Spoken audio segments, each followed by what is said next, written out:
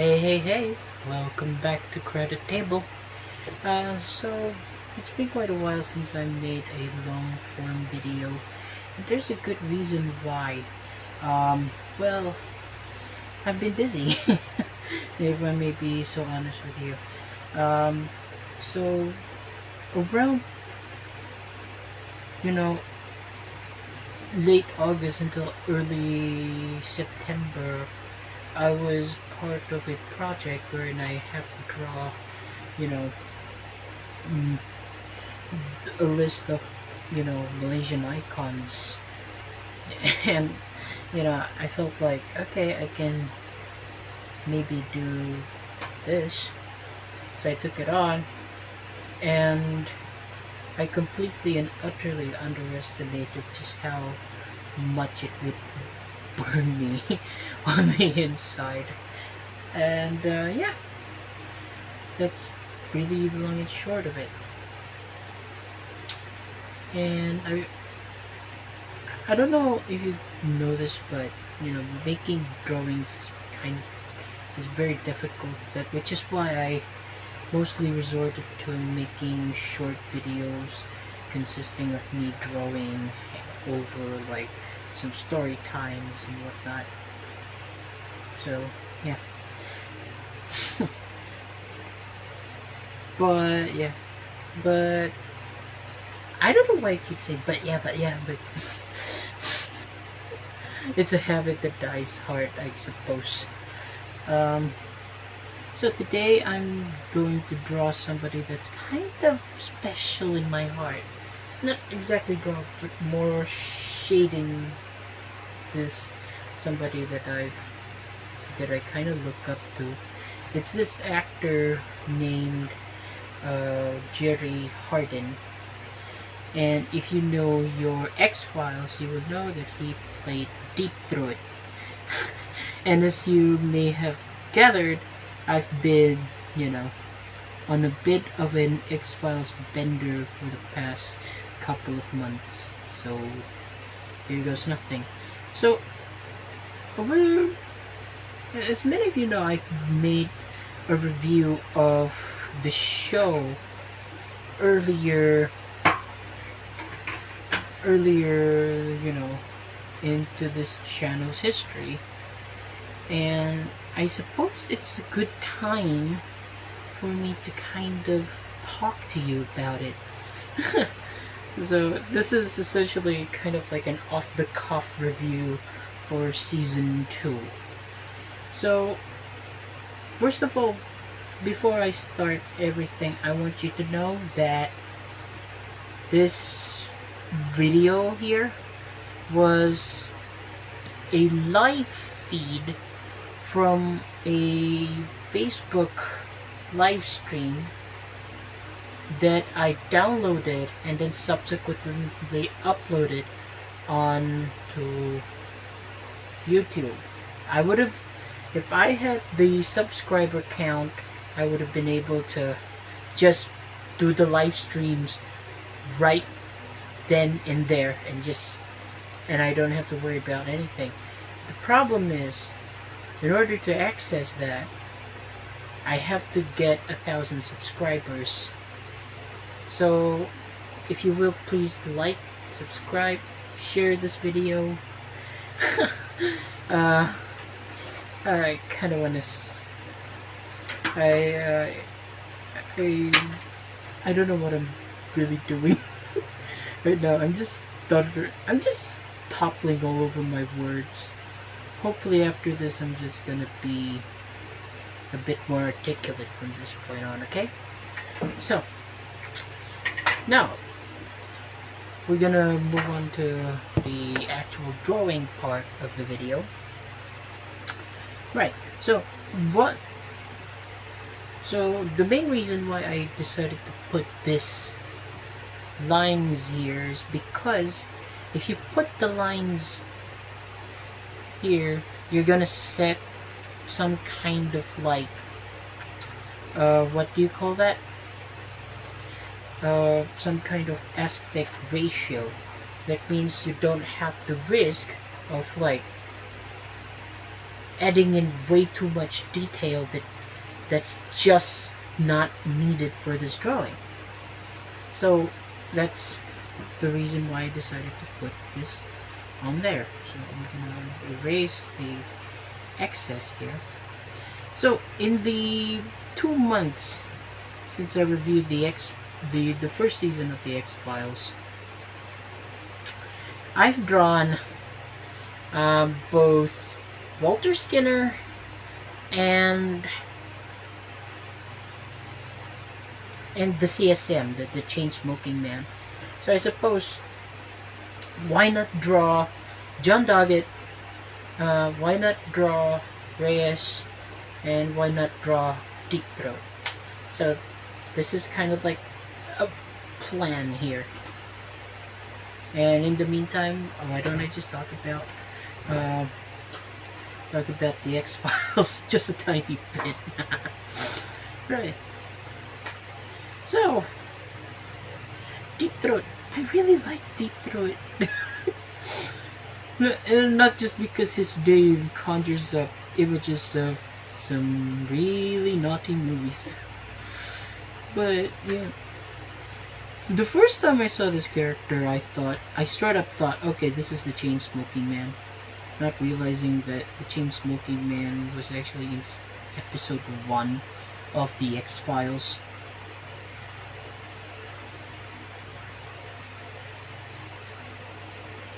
So I was like, hey, it's the tall smoking man, I think.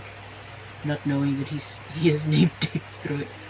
So I'm sorry about that, Deep Throat. You deserve better. You deserve more of my time and respect. So, season 2. I'm still stuck on Colony. Mainly because I just don't have the time to watch the X-Files over the past couple of months. Not couple of months, couple of weeks, sorry for exaggerating. I've been busy. I've been a really, really busy man. And, you know.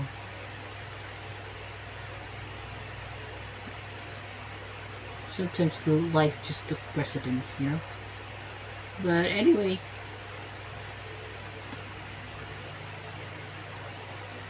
With the caveat that I haven't seen the Colony episode yet. So what are my thoughts on the series so far? My consensus is essentially pretty similar to season 1. It's got some really stupid episodes, but it was balanced out by some of the most compelling episodes to ever come out of television, really. That's really why X-Files grew, really. When it's compelling, it's really compelling. But when it's stupid, it's just stupid.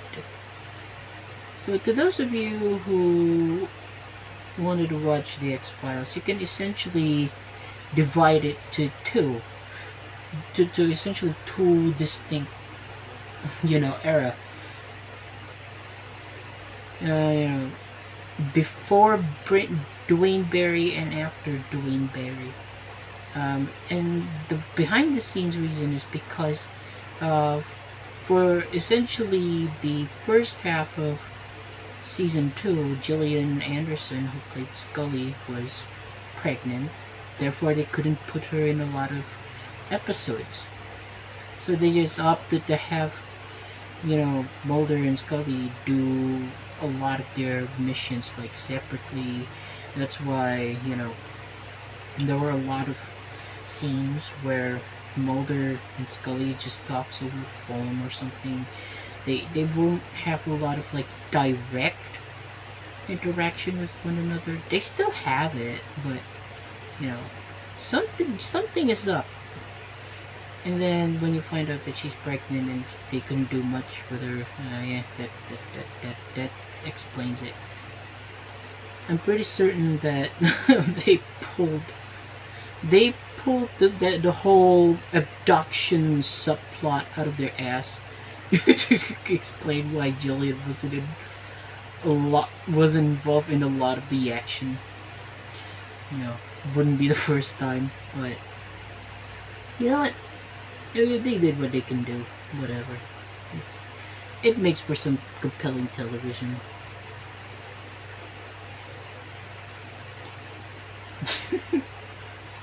I never thought that in 2023 I'd be really invested in the X Files, a show that's 30 years old, but whatever. Stupid things happen sometimes. So, Jerry Harden. I haven't seen him in a lot of movies, if I may be so brutally honest. I just know him as Deep Throat. Unlike Mitch Pileggi, where I see him in quite a lot of movies. And, you know, and obviously David Duchovny and Gillian Anderson have um, really prolific careers. A lot of these veteran actors, you know, who are reaching 90 years old now, just don't have a lot of, you know, just don't have a lot of movies that I can dig my teeth into. Although, something interesting, I discovered something interesting. Apparently, Jerry Harden's daughter was in Monk. Yeah, as Trudy Monk. So I'm like, oh, okay. I have no idea I have no idea the actress is Deep Throat's daughter, but hey, that's life sometimes. Life is weirder than fiction. Anyway, let's move back on to season 2. So, season 2 of the X-Files started with Little Green Men. And if I may be so honest, I think it's not the most compelling story to begin the season. You start the season off and then it's all about aliens and stuff like that. But it was written by the Morgan-Wong team, so I'm like, okay, I'm fine with it.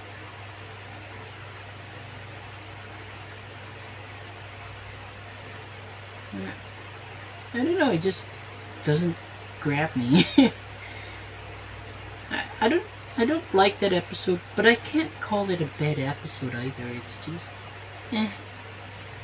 Mainly because I have like I I view the big mythology of the show as like through like shit stained glass.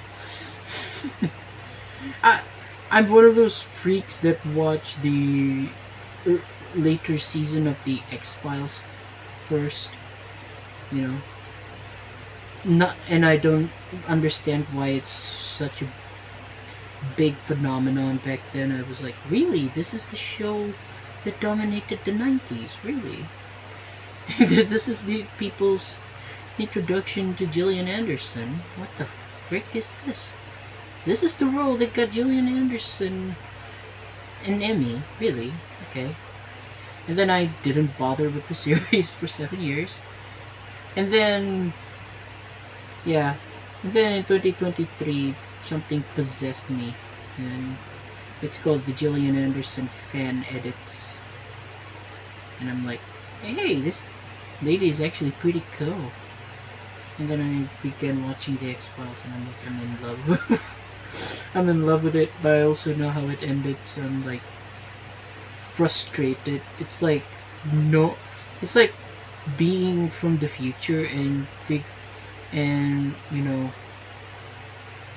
finally figuring out that your friend died from alcoholism, but you know, you traveled to the past and you were like kind of sad at how the life used to be so full of promise, and then it just started cratering down. So that's kind of the expression I would use to describe my viewing experience with the X Files. It's like traveling back in time to see your friends still alive and well, but you know deep in your heart that they're gonna get they're gonna die from their alcoholism, and there's nothing you can do about it. You can't change time, it's a canon event. So yeah. So all you can do is like, oh my god, I have to enjoy the experience while it lasted. Okay.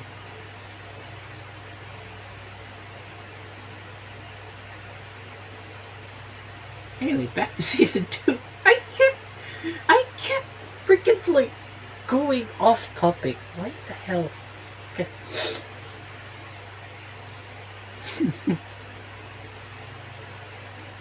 So the first half of season 2 is kind of, I wouldn't say mid. It's just like season 1. It's just a compilation of things that Chris Carter wanted to do, and they don't have a lot of time, so they just collected all of the things that they thought would be interesting, and got on with it, and they have a schedule to keep, and they had to write for pregnant Gillian Anderson, so they had to write more scenes between Skinner and Mulder.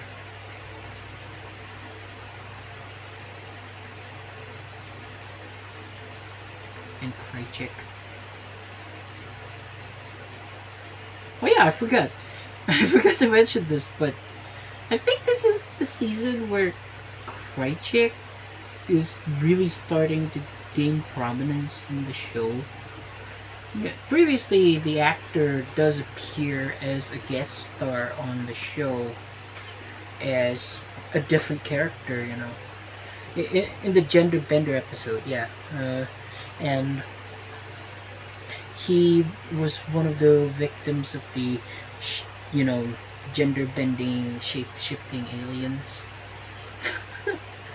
And then a couple of seasons later, he would return as Krychek. I'm gonna put a lot of unpopular opinions here, but a lot of the actors who played the bad guy in the shows, if they ever got like shit from the fans, they don't deserve it.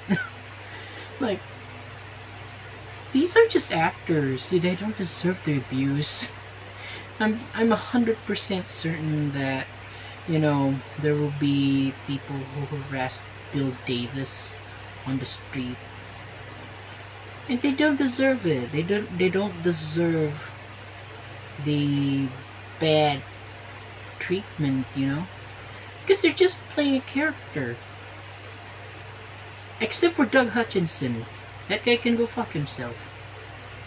But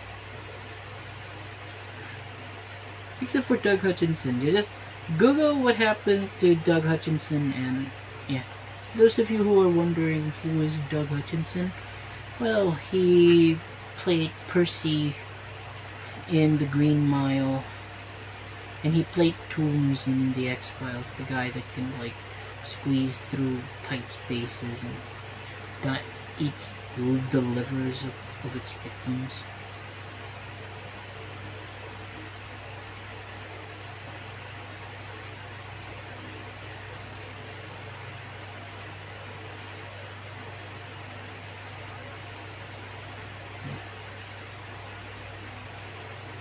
But yeah, a lot of the other actors, they don't deserve the hatred, man. I feel so bad. I am 100% certain that the actor who played Blaine Berry got a brunt of the abuse, because they were like, you abducted freaking Gillian Anderson to be taken to the aliens and bullshit. It was like, he's just acting. Come on. Be better than this.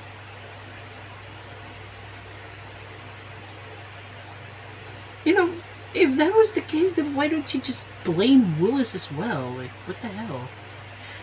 But yeah, speaking of, you know, abductions, this also began the kind of disturbing pattern in which Scully just kept getting abducted. It was like, what the hell, man? I get it, you know. I get it for like the Dwayne Barry arc where she got abducted by aliens and stuff. You need to like advance the story and whatnot. But you could kind of argue that for irresistible, you don't need that for the irresistible episode. So you were like, what the hell? What did they have against Jillian? You know? And then, of course, in the colony episode, she got abducted again. I read the wiki. She got abducted again. My goodness. Oh yeah, by the way, for every episode that I read, that I'm going to watch, I read the wiki first. And I'm the kind of guy that's okay with, you know, getting spoiled ahead. Because I get to see like little clues and whatnot. So some of the plot lines, if they were really that engrossing, if the writing was really that solid, it doesn't matter if the story has been spoiled to me. I should still be able to like be able to like pretend like I was shocked by all of this. You know, that's the sign that, oh, okay, you're right. You're doing the right things when it comes to, you know, writing. But with the Irresistible episode, there were a few things where I was like, eh? Like, there are sequences where there are flashes where, you know, where where we cut to Scully's POV when she was taken hostage and she's about to get murdered, and we see glimpses of the guy being like an animal or something, or a demon. I was like, you don't need that. You really don't. What are you doing?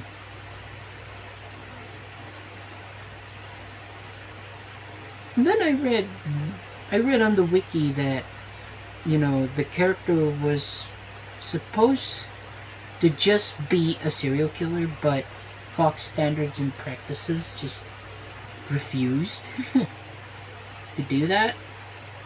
Which is weird because they would end up being okay with making the home episode.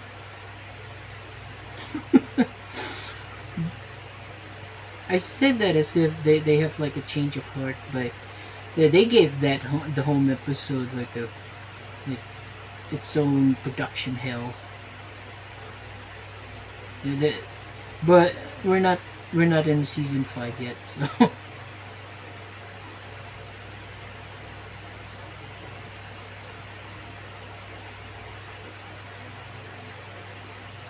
Anyway, this is the first time outside of the Beyond the Sea episode where Jillian really like came into her own, you know? Like, wow, what an actress. No wonder she had a career. No wonder she had a really long, illustrious career after this, because she's just a wonderful actress. But David Duchovny doesn't get enough credit for his acting chops, because my god, he's acting in the Ascension episode and the One Breath episode is just top freaking notch. You really feel his desperation to get Scully back, you know, by any means necessary. And this is also the moment where I'm like, Skinner is a badass. Skinner is a badass in the season. Like, wow. Skinner straight up like leaked the CSM's address by putting it inside of some by putting it inside of some, you know, cigarette packs. And then he gave a monologue about his experiences in the Vietnam War and how that experience has left him kind of like jaded and everything. But also understands that, you know, as a soldier in the army, witnessed a lot of his friends dying in Vietnam. And he could, you know, he could relate to Mulder's desperation. Like, God, please, this is the only friend I have. What happened? What's gonna happen to her, man?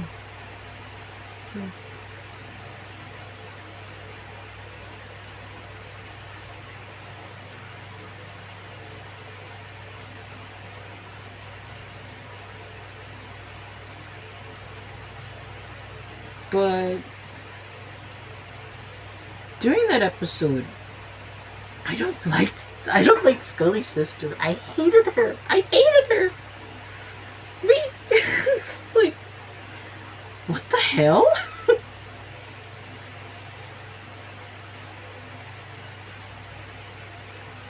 I understand why the mother would create like a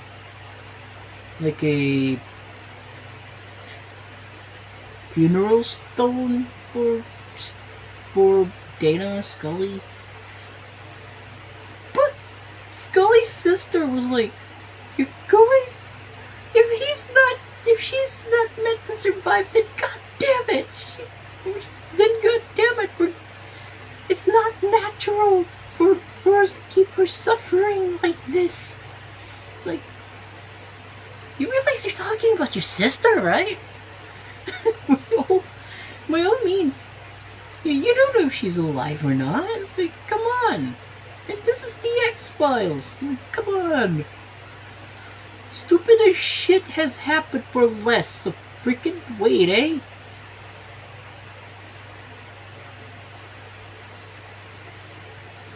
Why the fuck does this series have 9 seasons if Skully ended up dying in the second season? Stupid.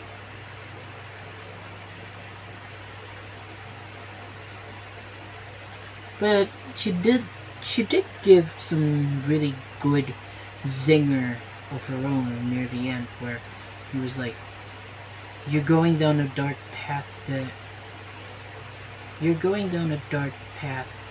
you might not like where you end up being, you know? I was like, god damn it, that's actually freaking profound. But why couldn't it be given by, you know, the mother and not this? And not the sister, so that I could take that line seriously? Ugh. I swear to Christ you wanted to see Skully die. Ugh. Here I am being pissed off at some fictional characters. Ah, god damn it.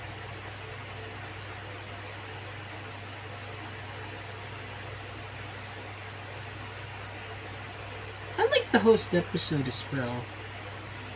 Like, wow, okay, I like it. There's something about the way the monster was designed that made me go, ah, alright, this is cool actually.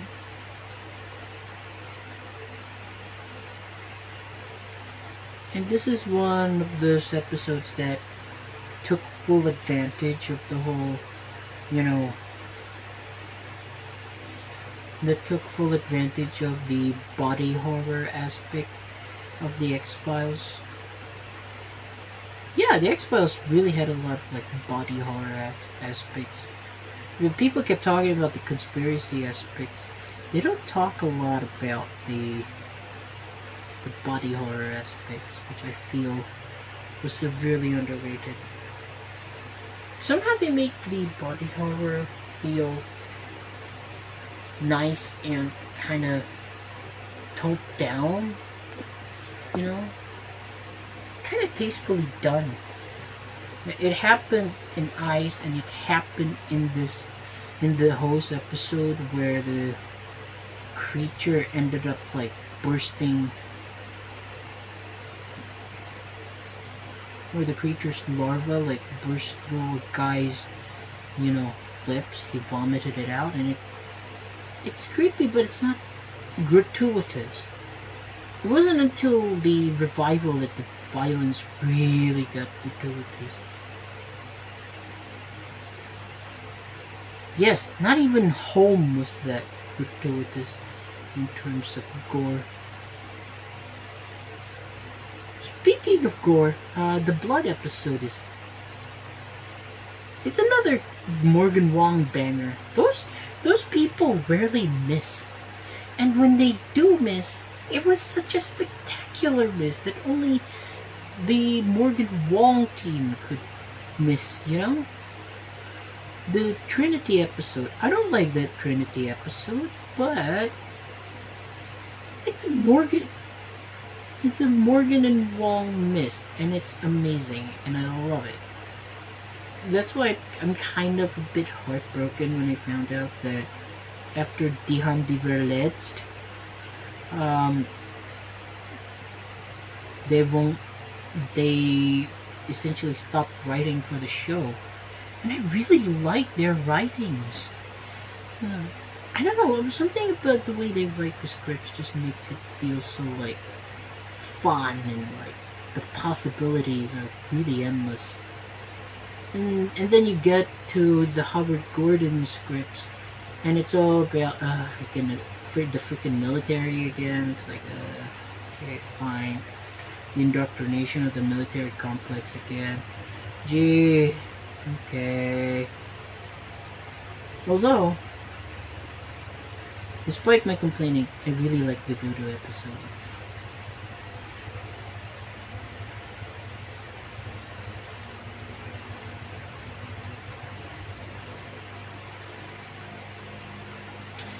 Mainly because I like how the villain looks. He looks so much like a thumb. He looks like a thumb in a potato. And he was douchey, so you're kind of like, oh, okay, you're gonna get your comeuppance. And, but of course they had to put like some supernatural boy into the mix. So that we could have a scene near the end where Mulder and Scully was like, what the hell? Yeah. So, okay, fine. How could you not see this coming? The kid literally appeared and disappeared in different places.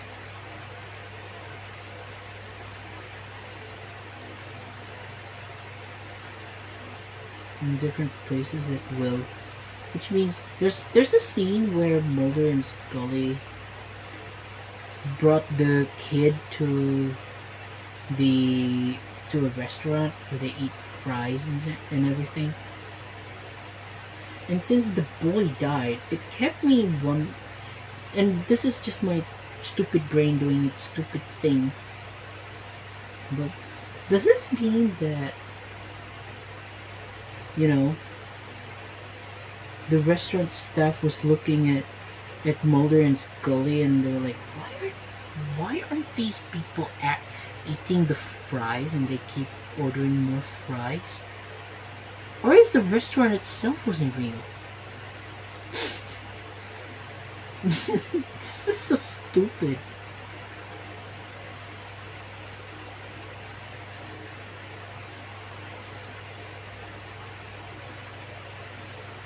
And of course, there's this.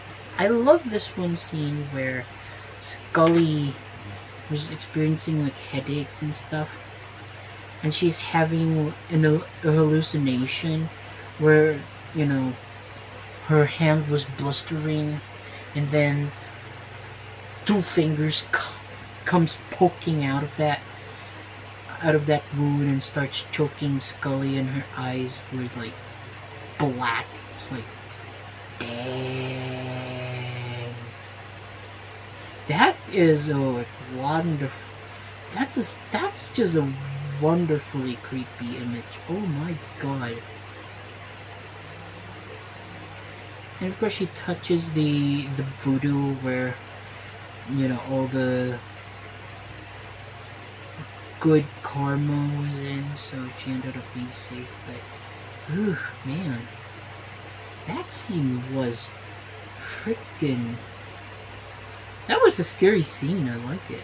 And in the end, it was revealed that the guy wasn't really dead, which leads to me to wonder, hey, Skully is good at some doctor shit, right? So why couldn't she figure out that those things don't really kill? Like, okay. But then I was like, this is the X-Files. Who gives a fuck? They probably were like, okay, we needed one last scare for this. Okay, let's go. And then there's the sleepless episode. The one where Tony Todd plays an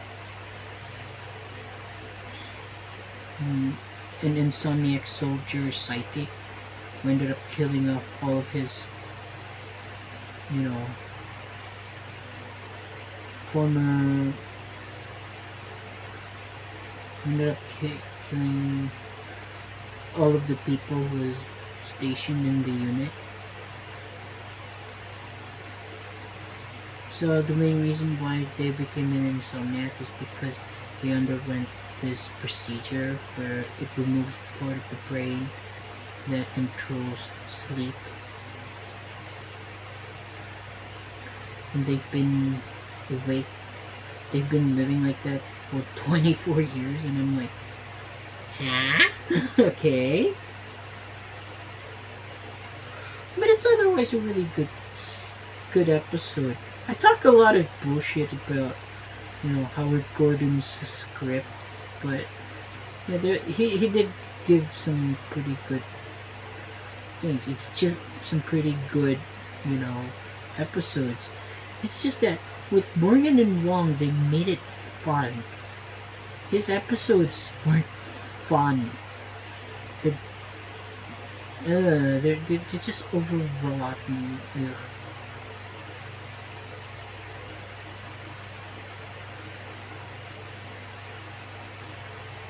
But we can't talk about the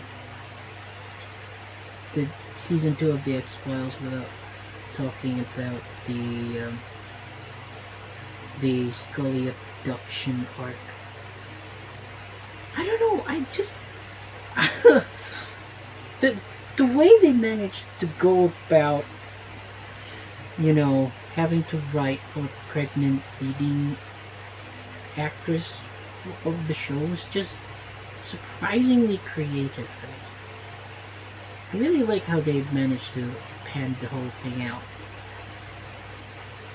The moment I saw the Dwayne Barry character, that's the moment I knew, okay, this is going to be a really, really special occasion. I really should focus more on characters.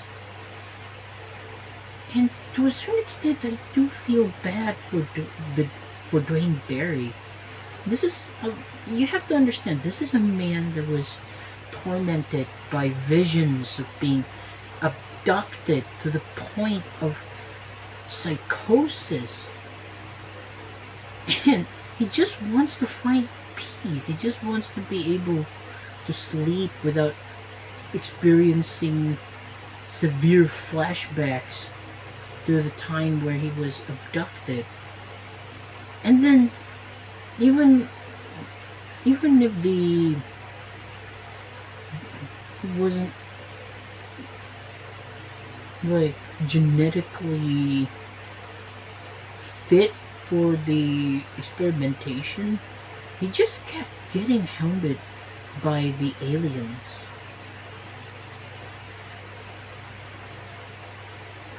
He just wants peace. But unfortunately, he just had to go about and abduct Skully, and I hate you. And I hate you for putting Skully in danger. And I hate you for putting Mulder through hell. But in the end, I feel bad for the guy. I really do. In the Ascension episode, right after Skully was abducted, he was so happy. I was fucking livid, sure, but he's so happy. He's finally getting to relax. And then a few minutes later, Krychek comes in and he poisoned the guy. He doesn't even get to live a single day without the torment, and now he's dead from being poisoned by Krychek. What the fuck? That's a horrible existence. I feel so sorry for the dude. It's like, ah man, I feel so bad.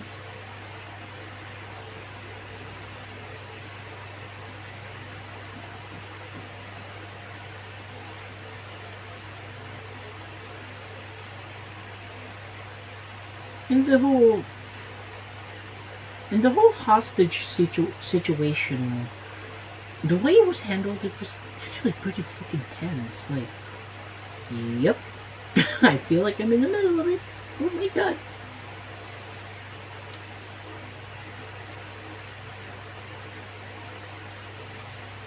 And of course, I was kind of shocked when I found out that CCH Pounder was in that episode, or that she's ever in the X-Files in the first place.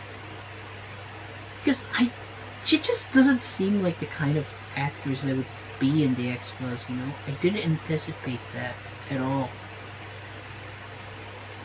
Maybe in Law and Order, sure, but not in the X-Files. But yeah, I like the actress. The character that she played, just like this, the leader of this hostage negotiation unit, doesn't get much meat to eat on.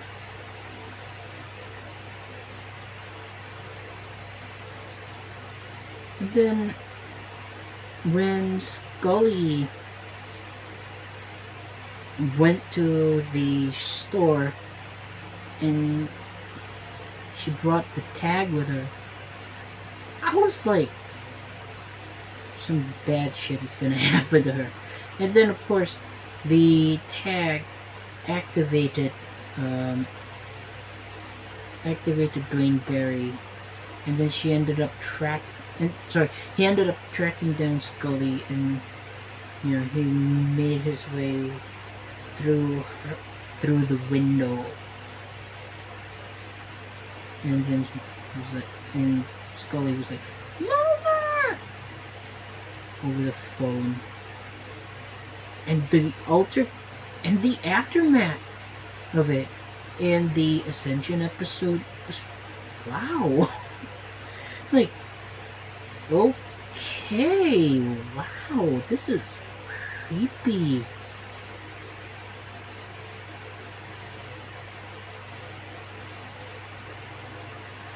Okay, I'm in. And of course, there's that famous shot of Skully in the trunk of the car. And that was the shot that I believe Chris Carter, the creator of the X-Files, fought the hardest to keep, because it really helps sell the stake of the story. I'm really glad they kept that shot in, because wow. wow, that really helped. Just seeing Scully looking at the guy with like being bound and gagged, but her eyes are still like filled with fury. It's really like, Scully, no.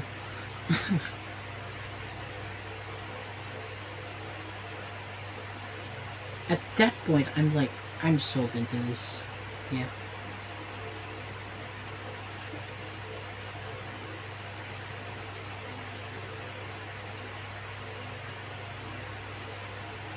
And then, no joke, when Scully was, taken into the spaceship,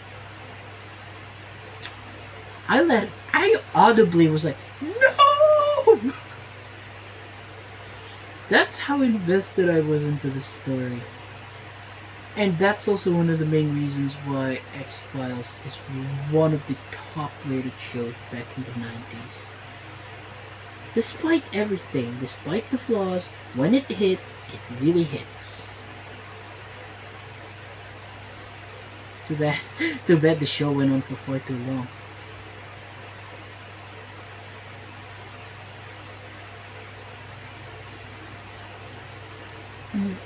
Halfway through with this drawing here. Anyway, I was gonna talk about the blood episode, and then I sidestepped that cack to talk about the Dwayne Barry episode. Why are you watching me? So the blood episode. Yeah, that's another Morgan-Wong joint that I really like. Essentially, there's this part in the... Essentially, the plot revolves around this guy who is experiencing some sort of psychotic breakdown because he cut his... He received like a paper cut, and then his fear sort of like activated some sort of like subliminal messaging in him, and that compels him to like go perform all these horrible atrocities. And he looks so nice, like such a nice person, but then those visions just kept, and then the visions just kept on hounding him. It was creepy as frick. And then, of course, it was discovered that the town had been going about spraying some sort of chemical wherein if something triggers of this fear, you will go feral and you will go and have this mental breakdown. And while yes, this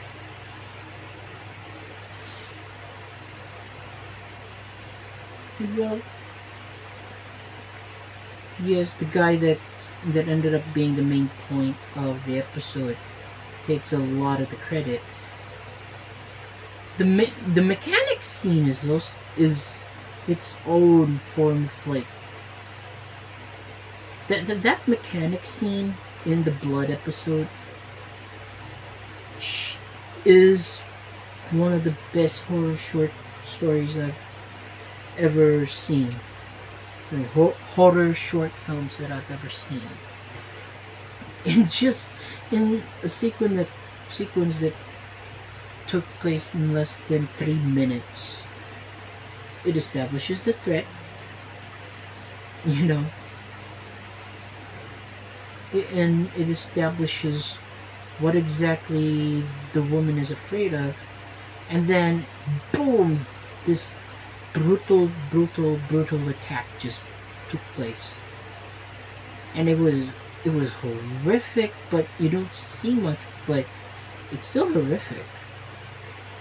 And the things that the visions make them see, the words that they use, just so, ugh, it's creepy as shit. It's really tapping into like real fears and just really distorting it. It's wonderfully done. Because this Morgan-Wong team, man, they made horror fun. I don't know how the episodes would play out after this, but the fun aspect of it was, yeah, I'm beginning to sorely miss the fun aspects of the show. I forgot to see this one episode because I skipped directly to the Irresistible episode, and it's the Asylum episode. I don't wanna watch it because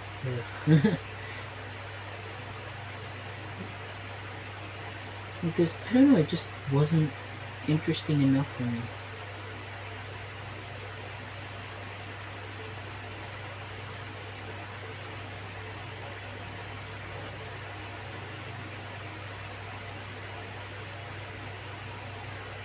So I ended up just skipping straight to the Irresistible episode.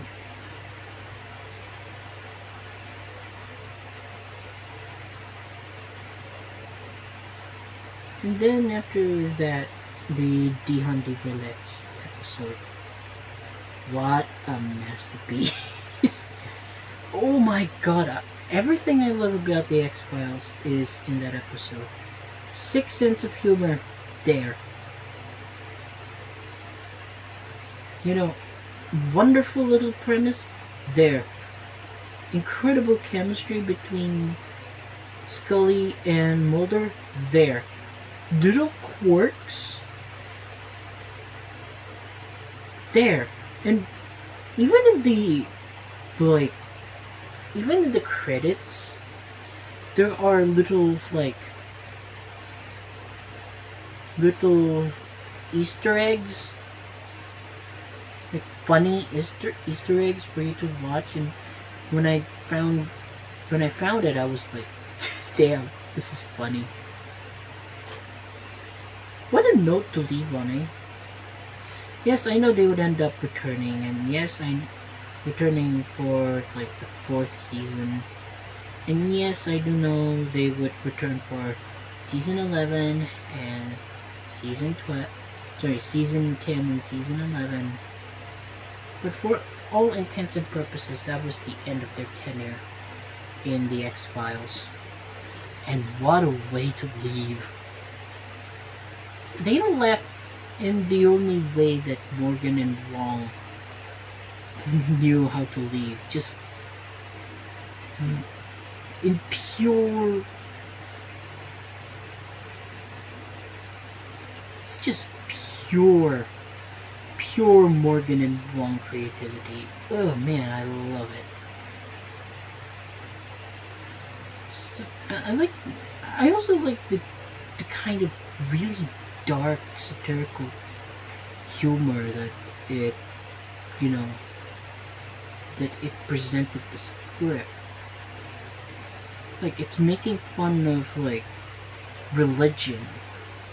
Now, I could almost see James Wong and Morgan Wong just making sarcastic remarks about this, and was like, yeah, what if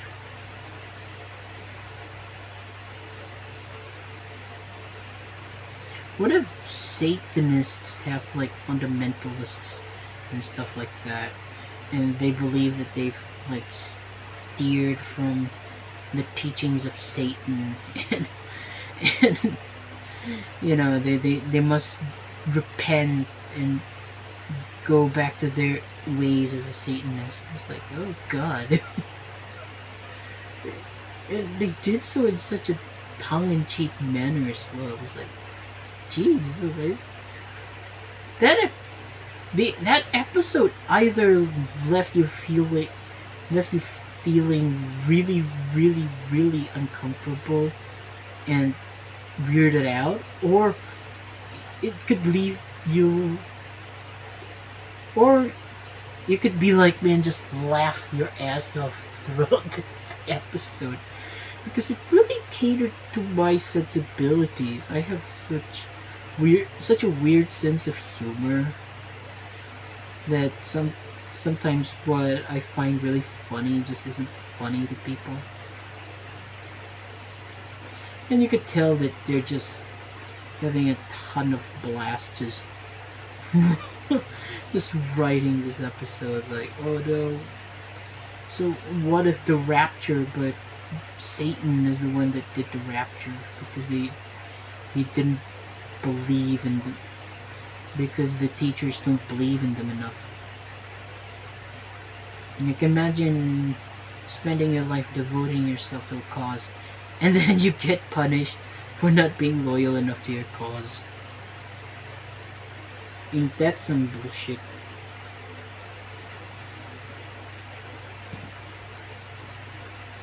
And then all of a sudden there's this sudden left turn in the tone of the in the tone of the episode, and I think you can figure out what I'm talking about. Interview with it's the interview scene with one of the students there, and then she started like airing out all of her trauma from being in a bunch of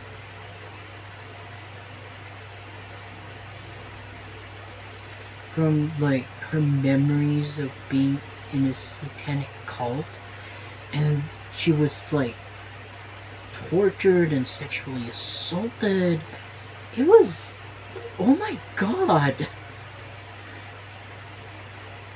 the the tone suddenly got so uncomfortable that you were like,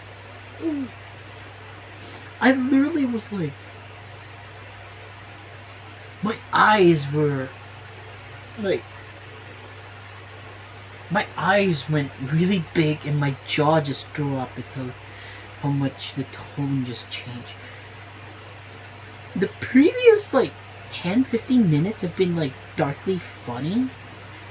This one is just pure like horrific stuff. My god.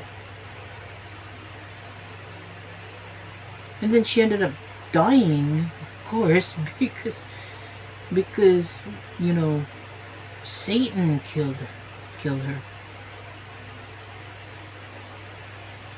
by like making her stab herself while doing like those vivisection of the frogs thing. And that was the moment where this episode went from like darkly funny to just surprisingly horrific, and I'm down for it, and it's a masterpiece.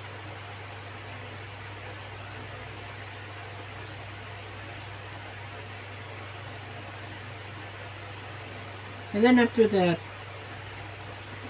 comes the colony episode. I don't even bother with that episode, if I'm being honest with you.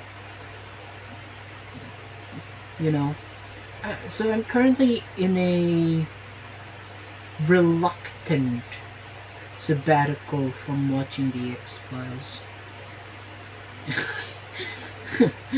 Because I've been really, really busy with a bunch of projects and this YouTube channel.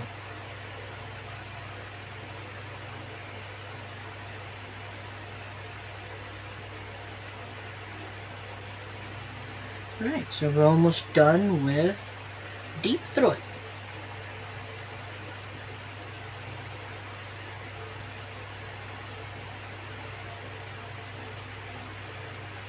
I didn't want. Did I mention that I didn't watch some episodes of The X Files season 2? Mainly because I'm just not interested in the episodes. Pretty sure I mentioned this. So don't fucking at me for like, oh my god, did you know that this happened episode so and so? No, I don't. I haven't seen it. So kindly back off.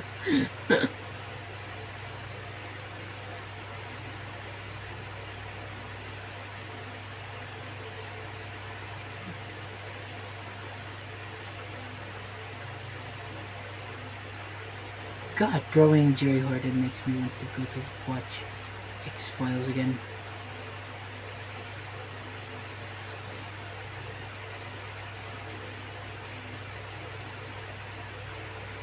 Oh yeah, by the way, next week I have a special project planned out. So make sure you tune in next week because I'm I'm really excited for this project. And it's one of those projects where if everything went according to plan, this will be the best thing I've ever done. But if it's bad, it's gonna be one of the more monumental failures that I'm ever going to endure. So make sure you tune in next week because my god, this is one of the more ambitious plans I've had over the past couple of months. Yeah. This came about because I purchased a lot of colored pencils and I figured, you know what? I want to use it. So tune in next week for that. This is going to be the first time I'm drawing a colored portrait since 2021. And I really hope I nailed that.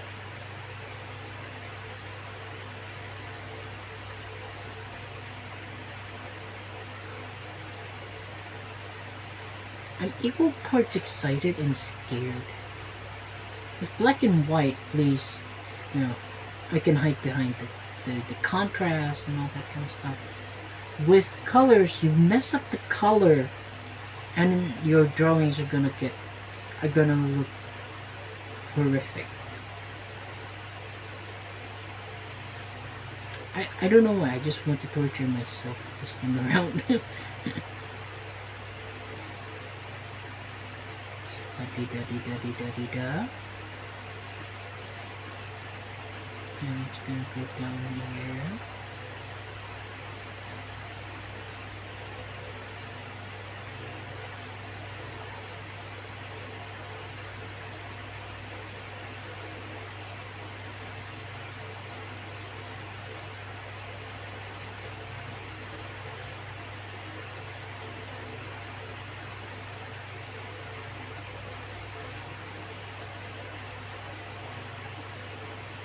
The reference photo will be provided in the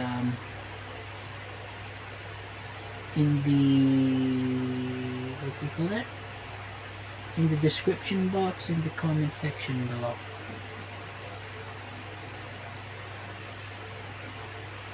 God, I wanna binge watch the show.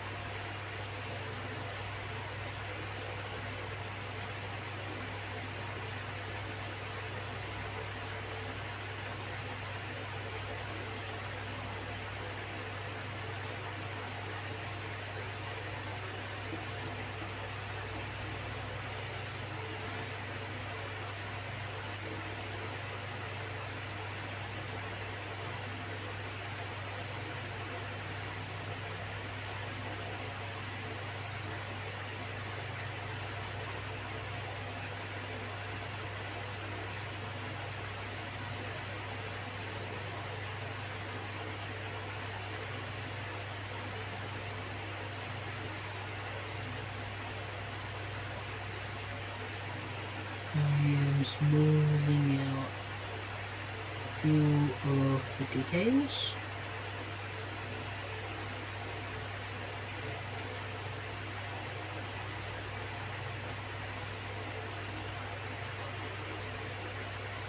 Okay.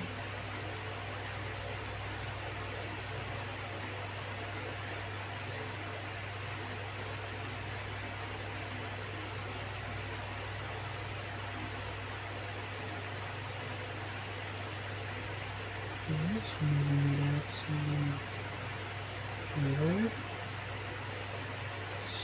So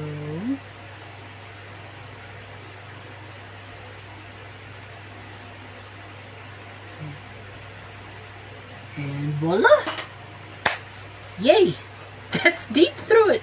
It's deep through it!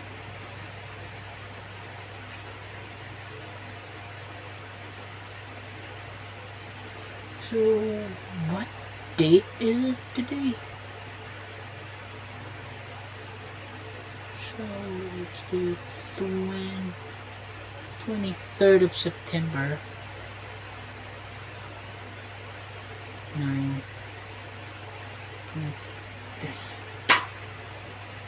It's deep throat. Deep throat is ready. Ah, it's deep throat. It's deep throat. Ah, yay! So, yeah, that's it from me for today. Make sure you tune in next week. And yeah, thank you for watching.